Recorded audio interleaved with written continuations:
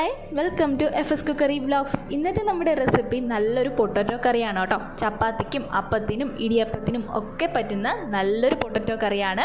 രാവിലെയോ അല്ലെങ്കിൽ രാത്രിയൊക്കെ പെട്ടെന്ന് തന്നെ നമുക്ക് ഉണ്ടാക്കിയെടുക്കാൻ പറ്റുന്ന രീതിയിലുള്ള ഒരു കറിയാണ് കേട്ടോ. അപ്പോൾ വീഡിയോയിലേക്ക് പോകുന്നതിന് മുമ്പേ സബ്സ്ക്രൈബ് ചെയ്യാത്തവരുണ്ടെങ്കിൽ പ്ലീസ് ഒന്ന് സബ്സ്ക്രൈബ് ചെയ്ത് സപ്പോർട്ട് ചെയ്തേക്കണം കേട്ടോ. വീഡിയോയിലേക്ക് പോകാം. കറി ഉണ്ടാക്കാനായിട്ട് ആദ്യം തന്നെ വേണ്ടത് ഉരുളക്കിഴങ്ങ് വേവിച്ചെടുക്കണം കേട്ടോ. അതിനായിട്ട് 2 ഉരുളക്കിഴങ്ങ് ഉപ്പൊന്നും ചേർക്കാണ്ട് കുറച്ച് വെള്ളത്തിൽ അവിക്കാനായിട്ട് കുക്കറിലോട്ട് വെച്ചിട്ടുണ്ട്.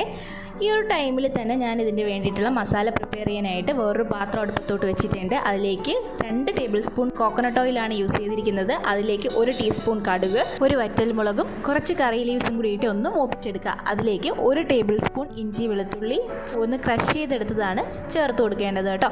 എന്നിട്ട് മീഡിയം ഫ്ലെയിമിലിട്ട് ഈ ഇഞ്ചിയുടെയും വെളുത്തുള്ളിയുടെയൊക്കെ റോ സ്മെല്ല് മാറുന്നത് വരെ നന്നായിട്ടൊന്ന് ഇളക്കിയെടുക്കുക. അതിനുശേഷം ഞാനിവിടെ ഒരു 5 പച്ചമുളകാണ് എടുത്തിട്ടുള്ളത്.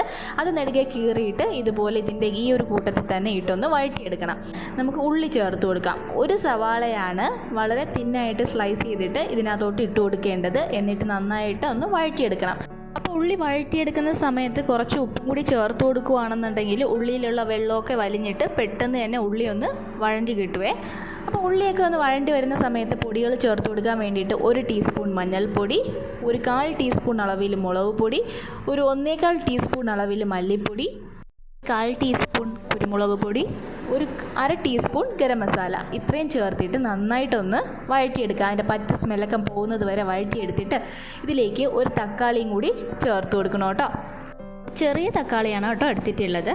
കൂടി ചേർത്തിട്ട് നന്നായിട്ടൊന്ന് വഴറ്റിയെടുക്കുക. അപ്പോൾ തക്കാളിയൊക്കെ ഒന്ന് വെന്ത് വരുന്ന ആ ഒരു സ്റ്റേജിൽ നമുക്കിതിലേക്ക് ചേർത്ത് കൊടുക്കേണ്ടത് നമ്മൾ നന്നായിട്ട് വേവിച്ച് മാറ്റി വെച്ചിരിക്കുന്ന ഉരുളക്കിഴങ്ങാണ് കേട്ടോ. ഈ ഉരുളക്കിഴങ്ങിൽ ഞാൻ ഉപ്പൊന്നും ചേർക്കാണ്ടാണല്ലോ വേവിച്ച് വെച്ചിരിക്കുന്നത്. അപ്പോൾ അതും കൂടി ഇതിൻ്റെ കൂട്ടത്തിൽ നന്നായിട്ടൊന്ന് ഉടച്ച് ചേർത്ത് കൊടുക്കുക കേട്ടോ.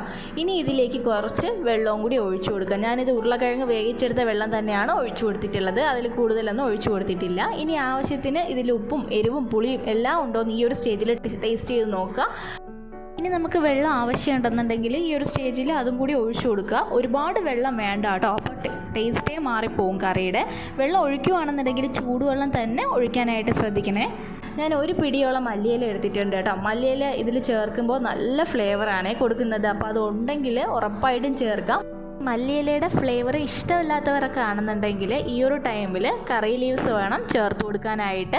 മല്ലിയിലയും കൂടി ചേർത്ത് കൊടുത്തിട്ട് നന്നായിട്ട് ഇതൊന്ന് തിളപ്പിക്കുക. അതിനുശേഷം ഫ്ലെയിം ഓഫ് ചെയ്യാവുന്നതാണ്. ചപ്പാത്തിക്കൊക്കെ അടിപൊളി കോമ്പിനേഷനാണ്. ട്രൈ ഔട്ട് ചെയ്യാത്തവർ ട്രൈ ഔട്ട് ചെയ്യുക. വീഡിയോ ഇഷ്ടമാവുകയാണെങ്കിൽ ഒന്ന് ലൈക്ക് ചെയ്തും ഷെയർ ചെയ്തും സപ്പോർട്ട് ചെയ്യണേ.